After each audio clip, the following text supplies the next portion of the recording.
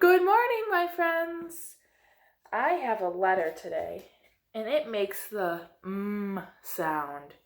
Do you know what letter makes the sound? They look like this. This is the capital one, and this is the lowercase one. What letter would make that sound? I have what is that? A mouse. And I have a monkey. I also have money. I have a book that starts with the letter M. But before I tell you what book I have, can you think of something that starts with the letter M? Let's do our song and see if our song has something with the letter M. Jack Carpet! Kids Music Channel!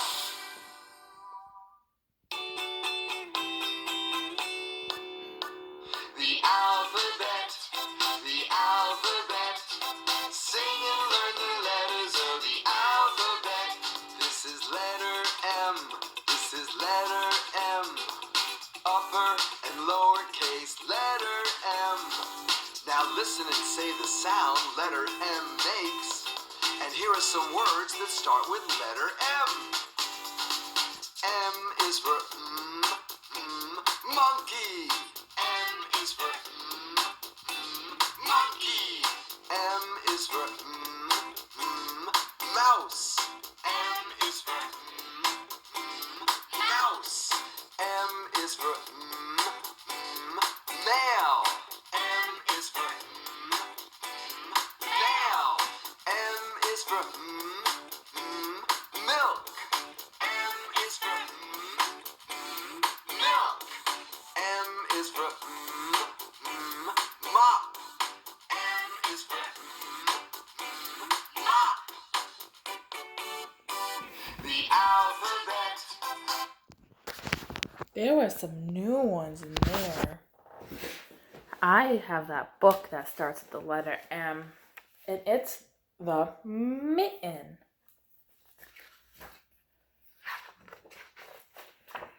I wonder what will happen in this story. Once there was a boy named Nicky who wanted his new mittens made from wool as white as snow. What is he doing? He's jumping. He looks excited. At first, his grandmother, Baba, didn't want to knit white mittens. If you drop one in the snow, she warned, you'll never find it. There she is, making the mittens. Nicky wanted snow white mittens, and finally, Baba made them for him. After she finished, she said, when you come home, first I will look to see if you are safe and sound, but then I will look to see if you still have your snow white mittens. So off Nicky went, and it wasn't long until one of his new mittens dropped in the snow and was left behind. There it is. Do you see it? It dropped out of his belt right there. Do you think he'll find it?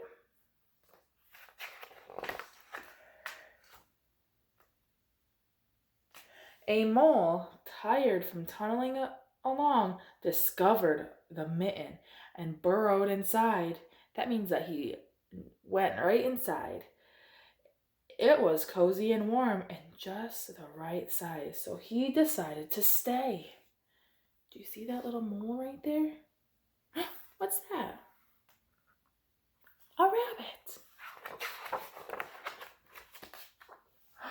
A snowshoe rabbit came hopping by.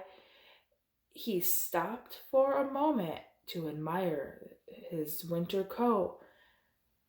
It was then that he saw the mitten and he wiggled right in. Feet first. The mole didn't think there was room for the both of them, but when he saw the rabbit's big kickers, he moved over. Now they're both in there, a mole and a rabbit. There's another animal right here. I wonder if he's going to come next like the rabbit did. Next, the hedgehog came snuggling along. Having spent the day looking under wet leaves for something to eat, he decided to move into the mitten and warm himself. The mole and the rabbit were bumped and jolted, but not being ones to argue with someone who's covered in spikes, they made room. Now all three of them are in there. What animal do you think's coming next? As soon as the hedgehog disappeared into the mitten, a big owl was attracted by all the commotion and swooped down. When he decided to move in also, the mole, the rabbit, and the hedgehog grumbled. But when an owl has his sharp talons, they quickly let him in. Look how full that's getting. Do you think that owl's gonna fit in there?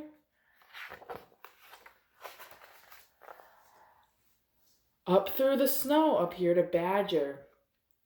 He eyed the mitten and began to climb in. The mole, the rabbit, the hedgehog, and the owl were not pleased. There was no room left. But when they saw his diggers, they gave him the thumbs up. Do you think he'll fit in there?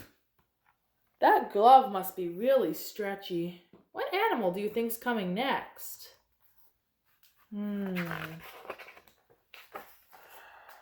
It started to snow, but the animals were snug in the mitten, and a waft of warm steam rose in the air, and the fox-trotting stopped to investigate. Just the sight of a cozy mitten made him feel drowsy. Drowsy means tired. The fox poked his muzzle in his nose, while the mole, the rabbit, the hedgehog, the owl, and the badger saw his shiny teeth. And they gave the fox lots of room to come on in. Do you think he'll fit? Oh, you can see the hedgehog's quills coming out. What's coming next? A great bear lumbered by. He spied the mitten all plumped up. Not being one to be left out in the cold, he began to nose his way in. The animals were packed in so tightly as they could be. But what animal would argue with a bear? The mitten swelled and stretched. It was pulled and bulged to many times its size. But Baba's good knitting held tight. Do you think the bear's gonna fit in there? We'll have to look to find out. Along came a mouse, no bigger than an acorn, and it wiggled into the one space left. It made herself comfortable on top of the great bear's nose. Look at that mouse. That's so silly. Oh my goodness, what is happening? Do you know? I better read to find out. The bear, tickled by the mouse's whiskers, gave an enormous sneeze. Achoo! The force of the sneeze shot the mitten up into the sky and scattered the animals in every direction. Oh no! On his way home, Nicky saw the white shape in the distance. It was the lost mitten in the blue sky. How come the mitten was up in the sky? What happened to the mitten? Oh, the bear sneezed and it shot in the air. As he ran to catch his snow-white mitten, he saw Baba's face in the window. First, she looked to see if he was safe and sound, and then she saw that he had his new mitten. Do you think that mitten's going to be the same as when he dropped it? Or do you think it'll be different?